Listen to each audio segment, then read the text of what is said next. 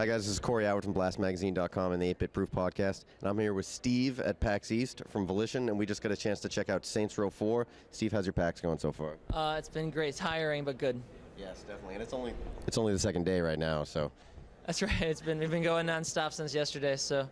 How's the reaction been to Saints Row 4 so far? I'm really happy. I'm really happy that people responded to it. You know, I think Saints Row the third was very over the top, and Saints Row 4 we kind of doubled down on it, and the reactions has been really great. There was one guy the other day, and I was so happy. Like, he's watching it, and it's like, I think it was either the dubstep gum or the super jump when he's like leaping over a building, and one of the guys watching it just said Jesus, and I'm like, oh, all right, we did it. And so like I think it's been really fun. People are laughing, they're having a good time, and I'm really happy with how it turned out.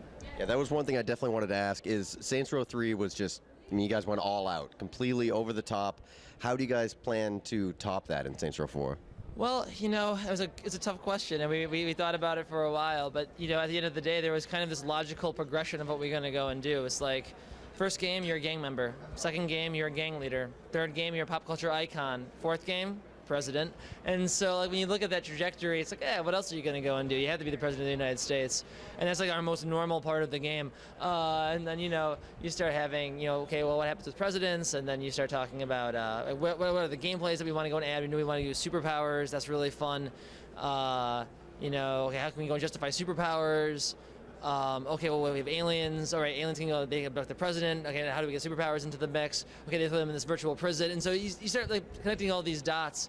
And, if we do superpowers, that's cool, because the aliens can go and like combat that with their own superpowers. And so you just create this whole like big narrative in your head. And in a weird way, it all connects and makes perfect sense. So it's a delightfully crazy bag. Yeah, it looked just like Insanity, the video we watched. And where does this pick up in relation to Saints Row 3?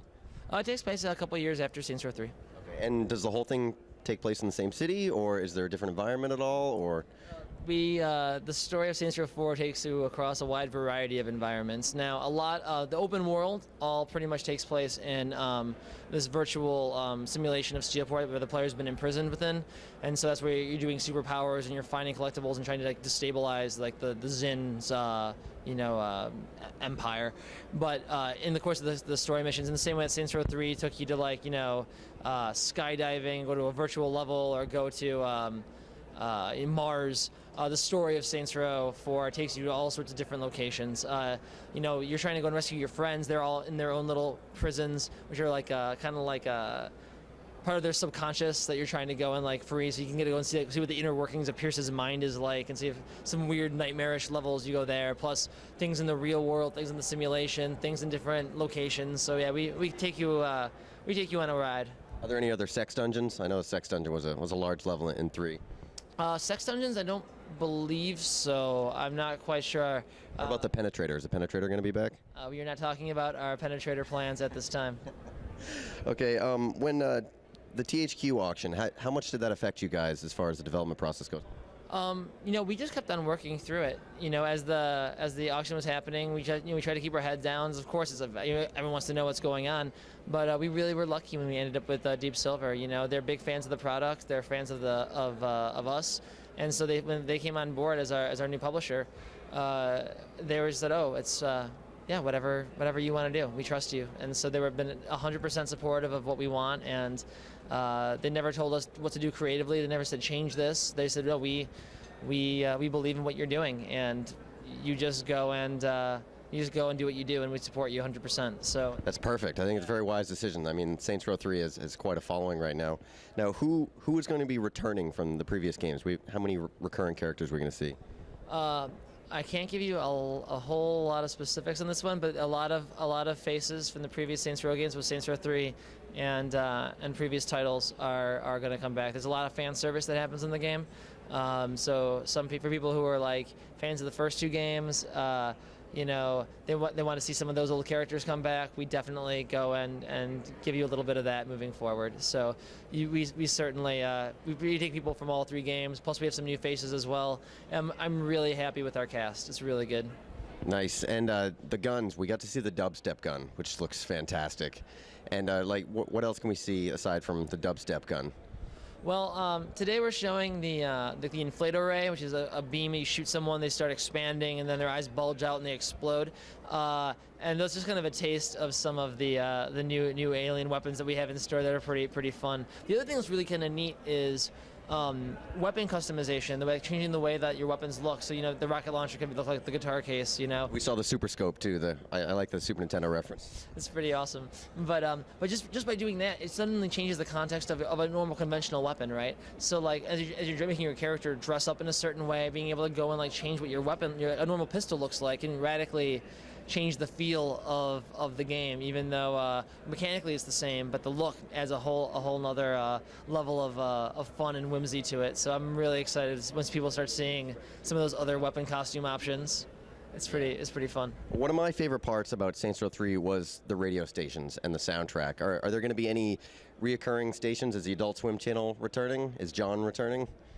Honestly, I'm not sure about the Adult Swim channel. We're still narrowing down a lot of our radio options. I mean, tracks are one of those things that it always has to come in kind of later in the process because music takes a long time to clear, and so you have a lot of requests that you want, but you're not sure what you can go and get, and so there's a lot of contracts and a lot of waiting for that to go and come down the pipe. So we'll see what we get, but the stuff that we're looking at, I'm really excited about, and we're definitely going to try to bring back a lot of familiar stations. Some little changes, but a lot of them are going to be very familiar. And while we're talking about music, the music that played during the missions of Saints Row 3, I just have to ask you, who was responsible for putting in the final song for the final mission, the hero song? Oh, I'm trying to remember. I honest to God, I don't remember if it was the lead mission designer, the mission designer for the mission, or if it was the lead designer. I can't remember. Or it could have been a group thing. I don't know. Like, so much stuff happens in committee that I don't remember when that decision was made. That was so long ago, and so I apologize. But we love it. We're crazy about it. We definitely want to do more stuff like that moving forward in Saints Row 4. So will there be any mission-specific songs that would organically play? Absolutely. We definitely want to go and do more of that. It was awesome. That was one of my favorite parts. No, thank you. I think we loved it. We were really happy with how it all came together, and like music is so powerful, and we really think it adds a lot to the experience. And like when You're the Best Around comes on in Murder Brawl, it's so good. And so there's lots of really exciting moments like that we want to go and beef up. And there's one in Saints Row 4 that like I'm super excited about, but I don't want to spoil it. Any hints at all? Oh, I can't. No. Is there any more? I saw a lot of wrestling moves being performed on pedestrians. Is there any other wrestling section? Wrestling section, not really, but I'm a big fan of wrestling. Our lead animator's a big fan of wrestling. Wrestling kind of has a way of creeping itself into things, you might see a couple fun wrestling homages. We did see the Stone Cold Stunner when we were in there. Excellent. There's more. There's another one that you'll be really happy about. All right, what about any saved game data? Will there be any importing from Saints Row 3? You're going to be able to import your character from Saints Row 3 into Saints Row 4. We're working to see if we can do some backwards compatibility. So you can take a Saints Row 4 character into Saints Row 3, but we're not sure if that's going to work out. But you definitely will be able to take your character from 3 into 4. Nice. And how much of Enter the Dominatrix is guiding the storyline? Is it just... Oh, it's not even comparable. Like Saints Row 4 is honestly the biggest Saints Row game that we've ever done. There is more open world gameplay than we've ever had in any of the previous titles. It's huge, and even the elements that we rolled from Dominatrix into Saints Row 4, those all had to be redone anyway. And so it's like, the story for Enter the Dominatrix was not the story that we were doing for Saints Row 4. So anything that we did, this Domination had a whole different set of characters. It was a whole different ball games. Even anything that we wanted to go and move into 4, we still had to redo cutscenes. We had to go and change all the mission dialogue. We had to change anything. We expanded. We made it bigger, better. There was things that we had. We weren't happy with how it all totally came out. So yeah, it's totally different experience. Awesome. That's very good to hear. And the release date is August 20th, right? That's right. So a few months away. Yes. And what platforms is it going to be initially released on? It's going to be out on the 360, PS3, and PC simultaneously. Awesome. We're really looking forward to it. Thank you very much. Thank you, sir.